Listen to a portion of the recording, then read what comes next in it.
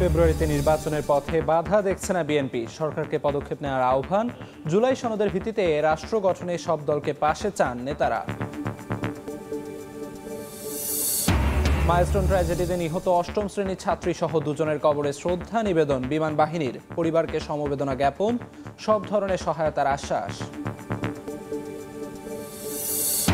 নতুন কৌশল নিয়েছে ভারতীয় সীমান্তরক্ষী বাহিনী। একদিকে হস্তান্তর, আরেকদিকে পুশ ইন। পঞ্চগড় ও মেহেরপুরে 18 জনকে তুলে দিয়ে 9 জনকে ঠেলে পাঠালো বিএসএফ। এবং সড়কে চলছে নৌকা। একটু বৃষ্টিতেই জলাবদ্ধতার কবলে সাভারের বিভিন্ন এলাকা। পর্যাপ্ত ড্রেনেজ ব্যবস্থা না থাকাই কারণ, কর্তৃপক্ষের উদাসীনতাকে দায়ী।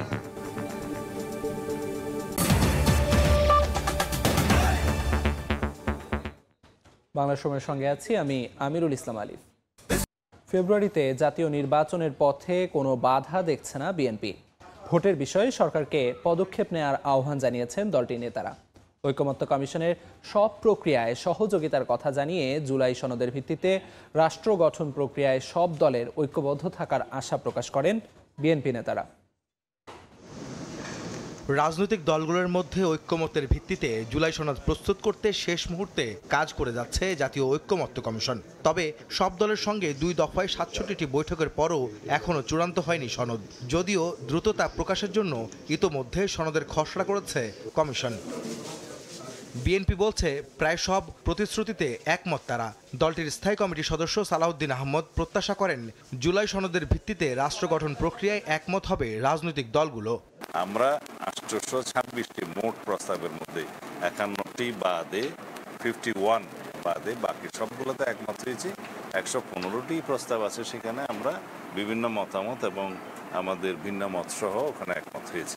তো সুতরাং আশা করি সবাই ঐক্যমতের ভিত্তিতে এই রাষ্ট্র গঠন প্রক্রিয়ায় একমত থাকবে। ফ্যাসিবাদ বিরোধী জাতীয় ঐক্য আমাদের শক্তি হবে। শুক্রবার সকালে চট্টগ্রামের হাটহাজারীতে দারুল উলুম মইনুল ইসলাম মাদ্রাসার সংশ্লিষ্টদের সঙ্গে সৌজন্য সাক্ষাৎ করেন বিএনপি নেতারা।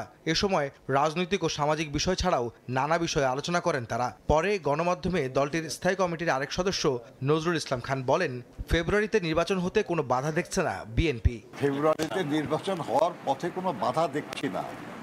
যেহেতু কোনো বাধা দেখছি না, সেহেতু এটা নাও হতে পারে এরকম দুশ্চিন্তা করার তো কোনো কারণ নাই।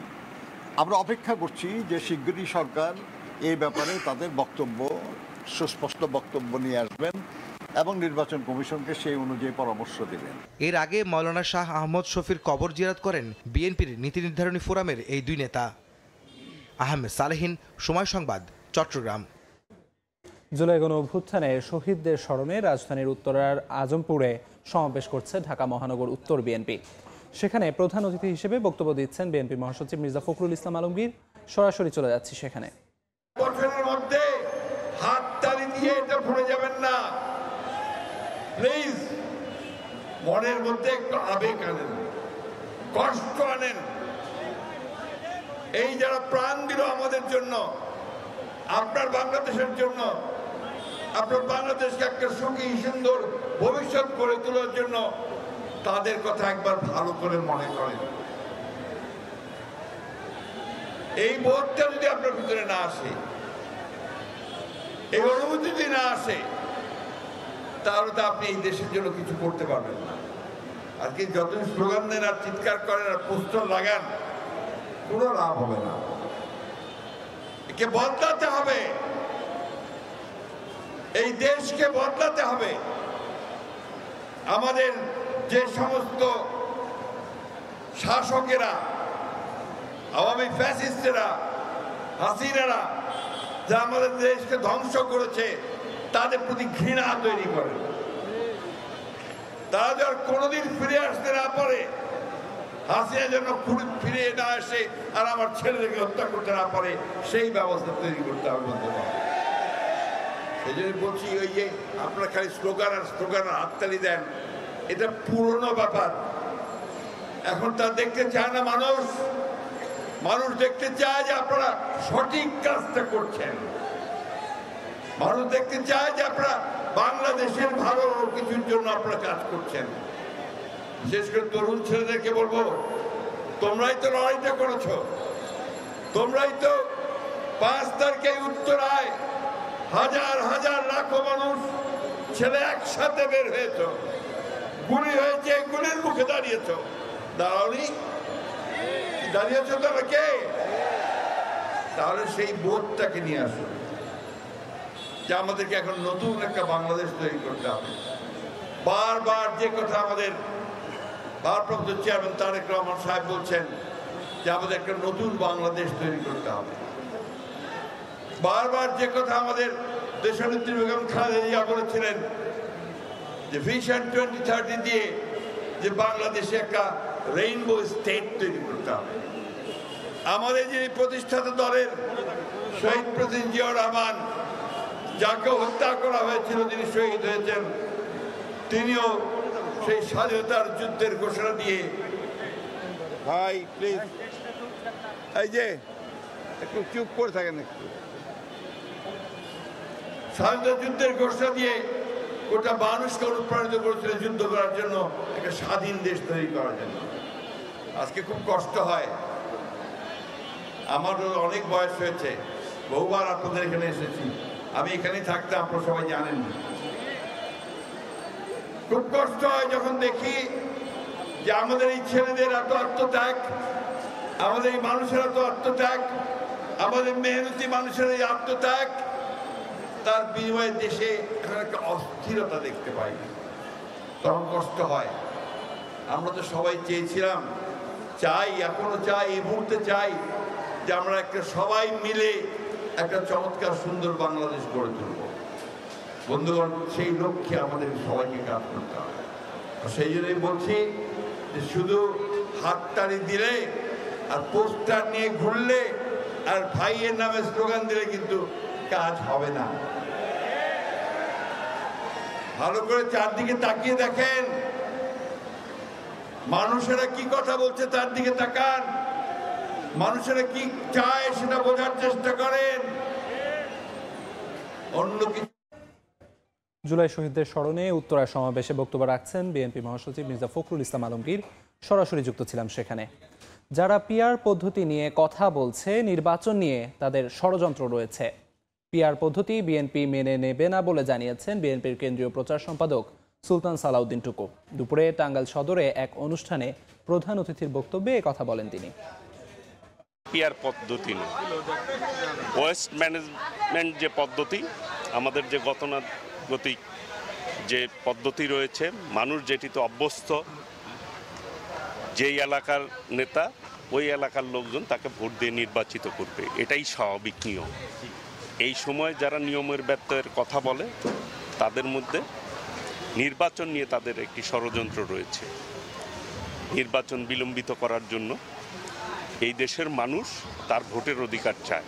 14 সালে ভোট দিতে পারে নাই, 18 সালে পারে নাই, 24 সালে পারে নাই। মানুষের ভোটের অধিকার প্রতিষ্ঠার আন্দোলন করেছি আমরা। সব পক্ষের ইতিবাচক সাড়া পেলে দ্রুত সুলতানগঞ্জ নৌবন্দরের কাজ শুরু হবে বলে জানিয়েছেন নৌ পরিবহন উপদেষ্টা সাখাওয়াত হোসেন।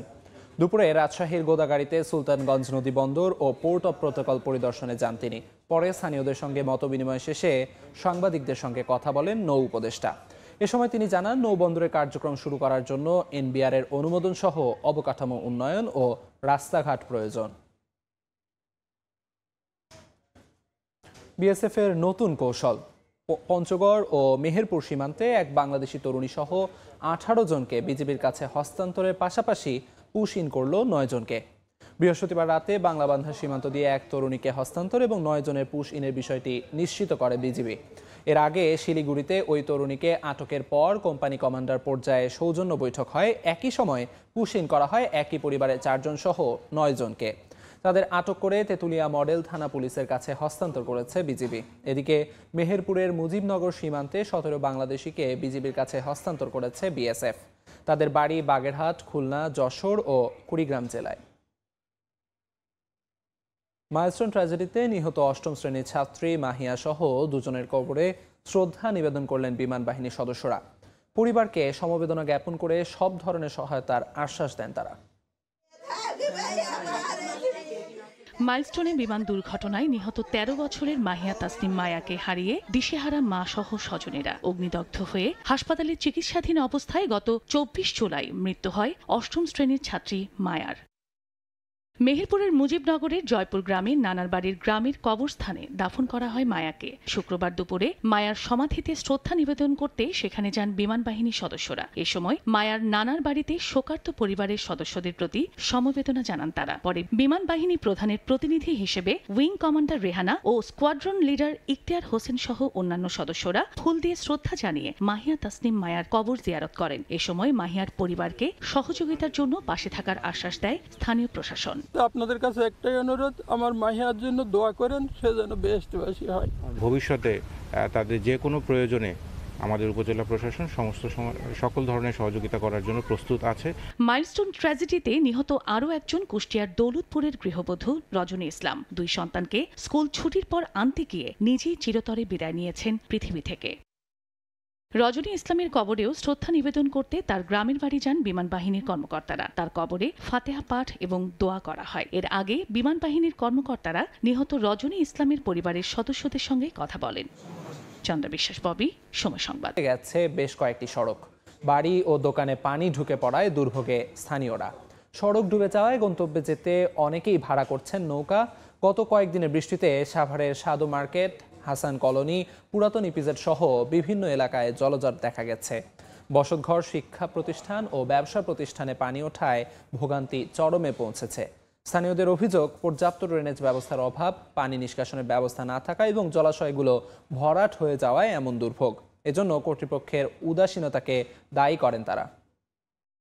ঢাকা-বরিশাল মহাসড়কে প্রতিদিন চলাচল করে প্রায় 20,000 যানবাহন, অথচ মাদারীপুরের 47 কিলোমিটার অংশে বড় বড় গর্তের কারণে মরণ ফাঁদে পরিণত হয়েছে মহাসড়কটি।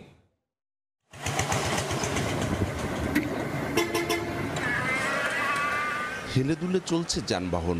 ঢাকা বরিশাল মহাসড়কের অধিকাংশ জায়গায় পিচ উঠে সৃষ্টি হয়েছে বড় বড় গর্ত। পুরো সড়ক পরিণত হয়েছে মরণ ফাঁদে।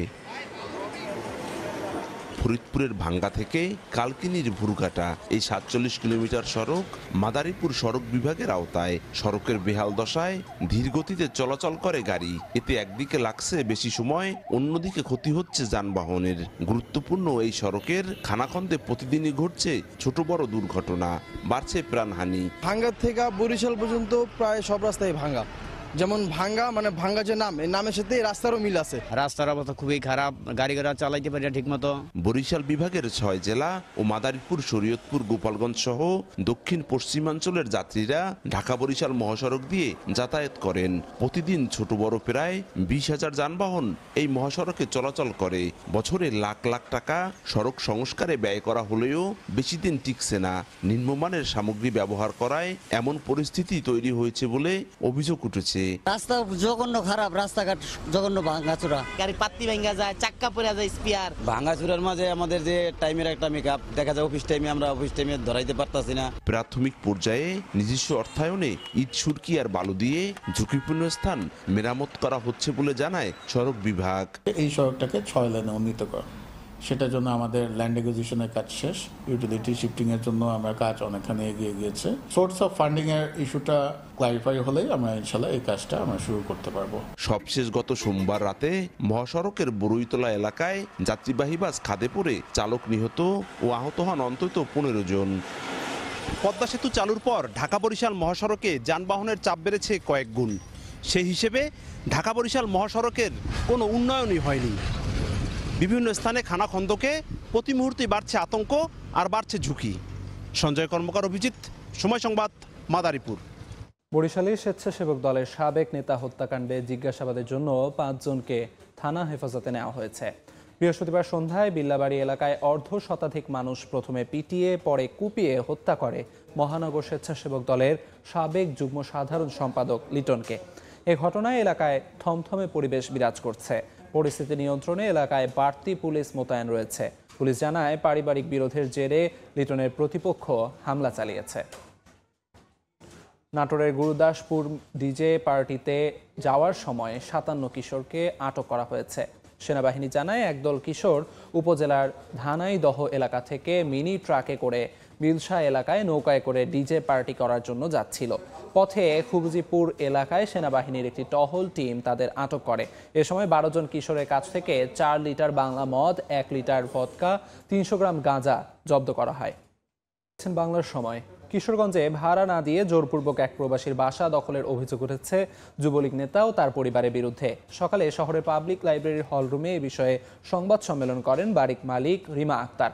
অভিযোগ করেন চলতি বছরের 14 জানুয়ারি শহরের নীলগঞ্জ মোড় এলাকায় আব্দুর রহিম মোল্লার স্ত্রী শ্যালোরা মোল্লার কাছ থেকে 8% জমিসহ 3তলা বাড়িটি ক্রয় করেন তার স্বামী। জমি কেনার সময় থেকে নিচতলায় আব্দুর রহিম মোল্লার ভাই করিম মোল্লা ও তার ছেলে জেলা যুবলীগের সহ সাধারণ সম্পাদক খায়রুল মোল্লা থাকতেন। বাসা কেনার পর থেকে ভাড়া না দিয়ে জোরপূর্বক দখল করে আছে, এমনকি ভাড়ার কথা বললে হত্যার হুমকিও দেওয়া হয়। এ বিষয়ে প্রশাসনের হস্তক্ষেপ কামনার সময়। ভরা মৌসুমে বেড়েই চলেছে ইলিশের দাম। মুন্সিগঞ্জের মীরকাদিম আড়তে বড় আকারের প্রতি কেজি ইলিশ বিক্রি হচ্ছে 2500 টাকার বেশি। ভরা মৌসুমে মাছের চড়া দরের জন্য ভোক্তারা দায়ী করছেন সিন্ডিকেটকে, আর আড়তদারদের দাবি সরবরাহ কম থাকায় বেড়েছে দাম। এদিকে সপ্তাহব্যাপী টানা বৃষ্টিতে জলাবদ্ধতায় সবজি নষ্ট হয় প্রভাব পড়েছে মানিকগঞ্জের সাটুরিয়ার পল্লীহাট বাজারে। কেজি প্রতি দাম বেড়েছে 5 থেকে 8 টাকা পর্যন্ত। বাংলা সময়ের শীর্ষ সংবাদগুলো জানিয়ে দিচ্ছি আরেকবার। ফেব্রুয়ারিতে নির্বাচনের পথে বাধা দেখছে না বিএনপি, সরকারকে পদক্ষেপ নেওয়ার আহ্বান। জুলাই সনদের ভিত্তিতে রাষ্ট্র গঠনে সব দলকে পাশে চান নেতারা।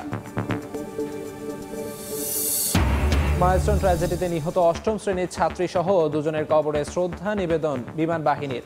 পরিবারকে সমবেদনা জ্ঞাপন, সব ধরনের সহায়তার আশ্বাস। এবং নতুন কৌশল নিয়েছে ভারতীয় সীমান্তরক্ষী বাহিনী। একদিকে হস্তান্তর, আরেকদিকে পুশ ইন। পঞ্চগড় ও মেহেরপুরে 18 জনকে তুলে দিয়ে 9 জনকে ঠেলে পাঠালো বিএসএফ।